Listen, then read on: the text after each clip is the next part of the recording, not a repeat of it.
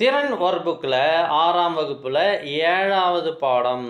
இது great level வகுப்பு நிலை திறன்களில் நிறுத்தற்குறிகள். நிறுத்தற்குறிகள்னால் என்ன சார் அப்படின்னா, நாம் ஒரு சென்டென்ஸ் எழுதும்போது ஃபுல் ஸ்டாப் வைப்போம், கமா வைப்போம், ஆச்சரியக்குறி, அப்புறம் வினாக்குறி, முற்றுப்புள்ளி அப்படின்னு சொல்லுவோம் இல்லையா. இதெல்லாம் எங்கெங்கே வைக்கணும், எந்த தொடருக்கு எதை பயன்படுத்த வேண்டும் என்பது தான் நிறுத்தற்குறிகள். பங்க்சுவேஷன் மார்க்னு இங்கிலீஷில் நம்ம சொல்லுவோம் இல்லையா, அதான். ஸோ ஃபஸ்ட்டு பாருங்கள், பொறுத்துக. சொற்றொடர் இங்கே கொடுத்துட்டு அங்கே எந்த நிறுத்தற்குறியை பயன்படுத்தலாம் என்று கேட்கிறார்கள். ஃபஸ்ட்டு சென்டென்ஸ், அடடா நீங்கள் வந்ததை பார்க்கவில்லையே. விடை உணர்ச்சிக்குறி, வியப்புக்குறி. கவனிங்க, ஆச்சரியக்குறினா என்ன சார்? நம்ம ஆச்சரியக்குறின்னு சொல்லுவோம். ஆச்சரியக்குறி அப்படின்னா நம்ம அதை இப்படி போடுவோம், இப்படி போட்டு புள்ளி வைப்போம் இல்லையா. இதுக்கு ஆச்சரியக்குறி அல்லது உணர்ச்சிக்குறி, வியப்புக்குறின்னு இருக்கும். ஸோ ஒரு விஷயத்தை நம்ம ஆச்சரியமாக பார்க்குறோம், அடடா அப்படின்றது ஆச்சரியமாக இருக்குது. அதனால் நம்ம இங்கே இந்த சென்டென்ஸுக்கு ஆச்சரியக்குறி, வியப்புக்குறி போட வேண்டும். ரெண்டாவது பாயிண்ட்டு, அம்புலி, மதி, சந்திரன், பிறை ஆகியன நிலவின் வேறு பெயர்கள். சார் இங்கே என்ன சார் போடணும் அப்படின்னா, கார்புள்ளி என்பதை போட வேண்டும்.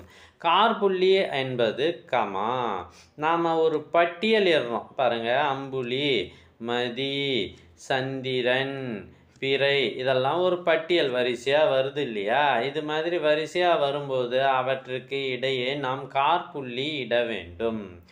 எனக்கு கதை கேட்க மிகவும் பிடிக்கும். இது ஒரு செய்தி தொடர். எந்த செய்தி தொடரும், அதாவது ஒரு தகவலை சொல்கிறோம், நமக்கு தெரிஞ்சதை. இதில் ஆச்சரியம் இல்லை, கேள்வி இல்லை, பட்டியல் இல்லை. அதனால் இங்கு நாம் முற்றுப்புள்ளி வைக்க வேண்டும்.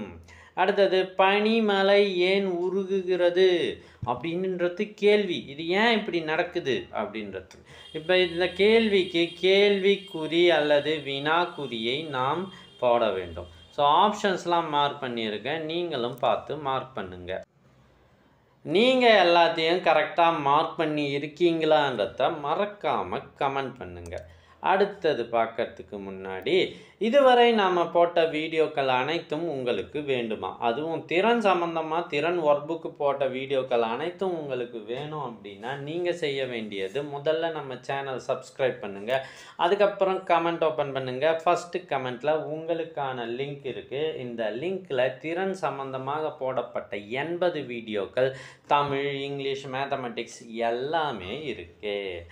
அடுத்தது 7.2, பின்வரும் தொடர்களுக்கு உரிய நிறுத்தற்குறிகளை இட்டு எழுதுக. அதாவது இந்த சென்டென்ஸை அப்படியே பார்த்து தான் எழுத போகிறோம், ஆனால் எங்கே கமா போடணும், எங்கே ஃபுல் ஸ்டாப் வைக்கணும், எங்கே கேள்விக்குறி போடணும், எங்கே ஆச்சரியக்குறி போடணுன்றது தான் இங்கே கேள்வியே.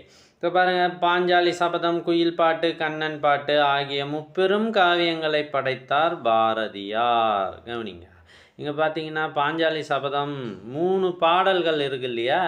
இது மாதிரி பட்டியலிட்டு வரிசைப்படுத்தினால் நாம் நடுவில் கமா போட வேண்டும். இங்கே ஒரு கமா போடுங்க, இங்கே ஒரு கமா போடுங்க, இங்கே ஒரு ஃபுல் ஸ்டாப் வைங்க. அதை அப்படியே பார்த்து இங்கே எழுதிடுங்க, அவ்வளோதான். இந்த சென்டென்ஸையே எழுதி 2 கமாவும் ஒரு ஃபுல் ஸ்டாப்பையும் போட்டுட்டிங்கன்னா இது முடிந்து விட்டது. தேவைப்படுற இடத்துல பாஸ் பண்ணிக்கோங்க. ரெண்டாவது கேள்வி, கல்லணை எந்த மாவட்டத்தில் உள்ளது? அதனை கட்டிய மன்னன் யார்? ரெண்டுமே கேள்வியாகவே இருக்குது. அது எந்த மாவட்டம், யார் கட்டினது அப்படின்னு இருக்குது. அப்போ இங்கே ஒரு கேள்விக்குறி போடுங்க, இங்கே ஒரு கேள்விக்குறி போடுங்க, திரும்பி சென்டென்ஸாக அப்படியே எடுத்து எழுதுங்க. மூன்றாவது கேள்வி, தவறெழுத்து விட்டேனே, பிறர் சொல் கேட்டு பெரும்பிழை செய்தேனே, ஐயோ இப்படி நடந்துச்சே அப்படின்னு புலம்புறதுக்கும் சரி, ஐயோ இது சூப்பராக இருக்குது அப்படின்னு நாம் பெருமைப்பட்டுக்கிறதுக்கும் சரி, நாம் போட வேண்டியது ஆச்சரியக்குறி. இந்த 2 இடத்துலையும் ஆச்சரியக்குறியை போட்டு இந்த சென்டென்ஸை அப்படியே காப்பி பண்ணி இந்த 2 டேஷில் எழுதிடுங்க. அவ்வளோதான், வீடியோ முடிஞ்சிடுச்சு. தேங்க்யூ ஃபார் வாட்சிங். உங்கள் ஃப்ரெண்ட்ஸுக்கு இது தேவைப்படும் தானே, அப்போ மறக்காமல் ஷேர் பண்ணுங்கள்.